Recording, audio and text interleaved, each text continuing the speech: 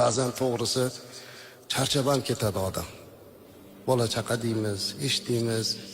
Ertalab chiqqan kimdir savdo qiladi, kimdir ishlab chiqarish qiladi, kimdir hunarmand, kimdir dehqon, kimdir arava yetalayapti, kimdir taksi qilyapti.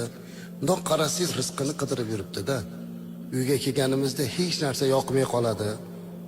Bola chaqamiz gapi ham yoqmay qoladi. Charchadim deymiz. Ba'zan noliymiz charchaganimizdan. Hozir men sizlarga bir hadis o'qib beraman. Mana shu hadisni eshitgandan keyin charchaganingizda xafa bo'lish o'rniga xursand bo'lib qolasiz, inshaalloh. Bu hadis Ibn Abbos radhiyallohu anhu dan rivoyat qilingan, Imom Tabaroniyda kelgan hadis.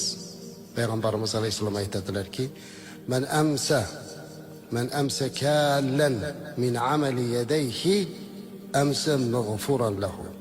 Qarang, kim mehnat qilib, bola chaqani boqaman deb tashvish qilib, halollik bilan harakat qilib, charchab, uxlab shu kunda tong ottirsa, ertalab gunohlardan mag'fur bo'lgan holda uyg'onadi dedilar Payg'ambarimiz alayhisalom.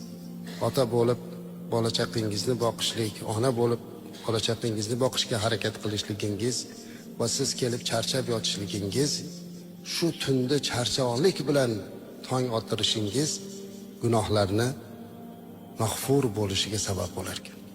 Shuning uchun ham dinimiz azizlar mehnatga chaqiradi, battollikdan qaytaradi.